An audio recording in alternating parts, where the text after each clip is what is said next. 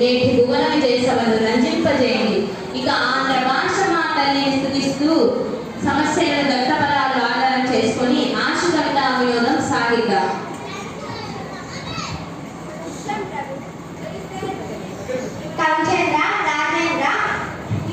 ఈనాటి భువన విజయాన్ని ప్రారంభించవలసిందిగా నా అభిలాష.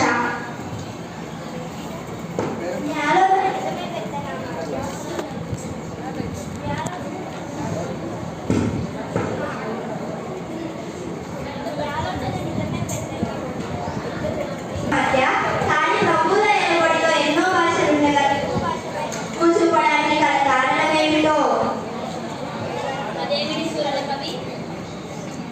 మందార మకరందాలు చాలు వారి తెలుగు ఇష్టపడని వారునే తెలుగుదేనందువా తెలుగదేన దేశము తెలుగేను తెలుగు వల్ల ఉన్న తెలుగు కంఠం ఎల్లను పులుగొలువే నెరుగవే బాసాడి దేశ భాషలందు తెలుగు లెస్స. మరి ఇంతటి మన తెలుగు భాష మీద ఎవరికైనా ఎందుకు మమకారం ఉండదు? పెద్దనార్య కౌలారా, మేము తర్వాత పద్యపూరణ చేస్తాం. ముందు మీరు పద్యపూరణకు పూనుకోండి. చిత్తం ప్రభు, మీ అభిప్రాయాన్ని శిరోధారి. పెద్దనామాత్య, మీ పూరణకు సమస్య ఇదిగో. అగ్రజానజులై రణజాగ్రజులుగా అగ్రజానజులై రణజాగ్రజులుగా శమీంద్రుడు పుట్టినాడు, భరత లక్ష్మణ రాశేష పుట్టినాడు, భరత లక్ష్మణ క్రమమిది ఎరసి చూడు నగ్రజాజులై నరాగ్రజులుగా. లోక వ్యవహార ప్రకారం రామ లక్ష్మణ భరత రాశేషుడు అని అంటారు. కరినెత్తుకపోయి ఎలుక కలుగుందియన్ కరినెత్తుకపోయి ఎలుక కలుగుందియన్. దీన్ని అర్థవంతంగా పూరించండి భట్టుమూర్తి గారు.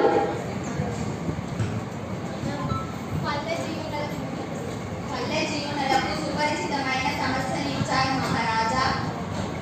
కర్ణు చిలకలెద్దులు చక్కెరతో నోనరించి వచ్చ కడబట్టచే గాలిని మరచే పట్టకుండా కడకి ఎత్తుకుపోయి ఎలుక కలుగు ధన్యు.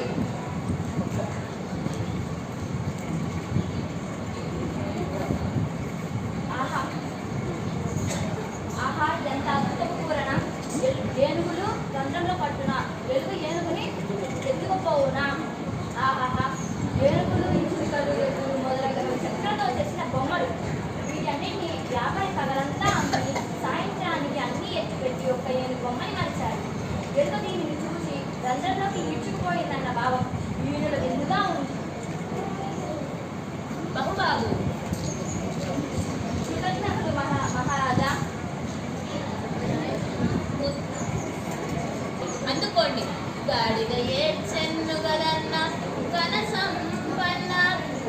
దీనిని అర్థవంతంగా పూరించండి. రాజశేఖర, మానవులలో ఆడిన మాట తప్పిన వారు కొందరు ఉంటారు, కానీ దీనిని మనం జంతువులలో చూడలేదు. అయినా దైవ కృపతో నేను దీనిని పూజిస్తాను. ఆడిన మాట తప్పిన గాడిద కొడుకంచు నిట్టగా విని అయ్యో వీడా నా కొడుకని ఒక గాడిద ఏడ్చెన్ను గదన్న ఘన సంపన్న. లౌకిక జీవన కాలంలో మానవులు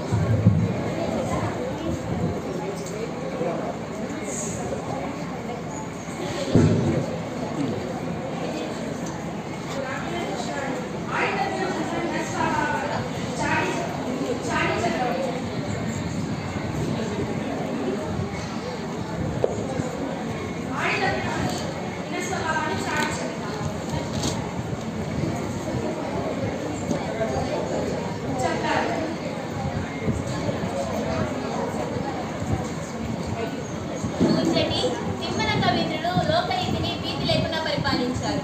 ఇప్పుడు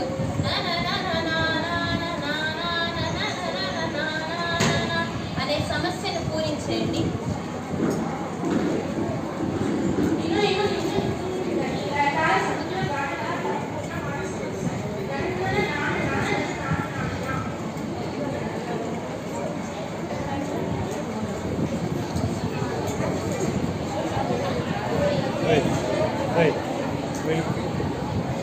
బల శ్రీ కాళహస్తీశ్వరి వరప్రసాద కవిపంగా పొందిన దూచటి భువన విజయ కవులను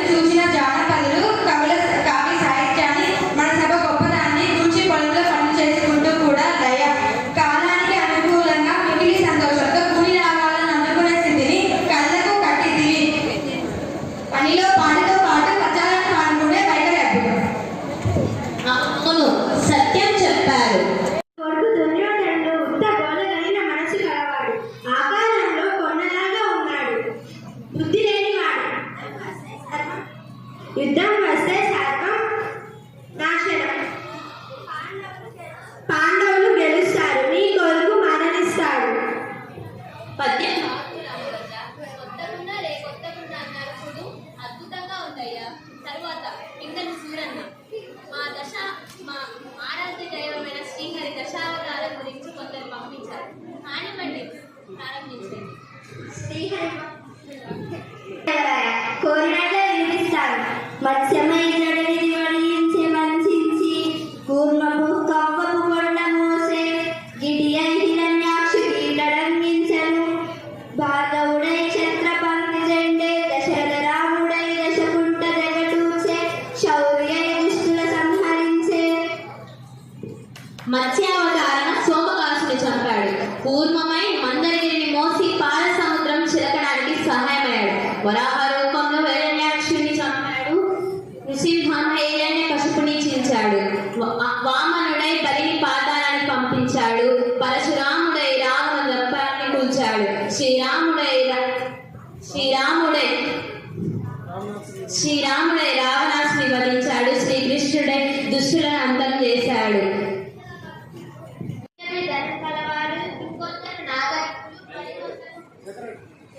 మరికొందరు ప్రవర్తకులు, ఇంకొందరు నేతలు మరియు గాయకులు ఇలా సభలో వారిని ఉద్దేశించి చెప్పారు. అందరందరే అనడం వలన ఎవరికి వారే గొప్ప అని అర్థం. కవి పండితులారా, మీ సమస్య పూరణం మేమెంతో మెచ్చుకుంటేనే కృతజ్ఞాతములు. స్వస్తి. పోతుంటే ఒక మేక ముందర పోతుంది. ఆ మేక వెనక తోక ఉంది. ఆ తోక వెనక మరొక మేక పోతుంది. ఇలా మేకల మంద అంతా వెళ్తుంది. చాలా చక్కగా చెప్పాడు రామకృష్ణ. తదుపరి మీదే వంతు. గోలకొండ మూలముండ, పూలదండ కొత్తకుండ. దీనిని పూరించండి. చిత్త మహాప్రభు, రామభక్తుడైన నాకు భర్తార్థం పూరణ ఇచ్చారు. పూరణ చేసేదను. ఓయి గురురాజా, నీ కొడుకు గోలకు మూలముండ పూలదండ బండనమున గెలిపింతు పాండు సుతుల నురుమునన్ పూలదండ రేకొత్తకుండ. ఆలపించండి మహాప్రభు.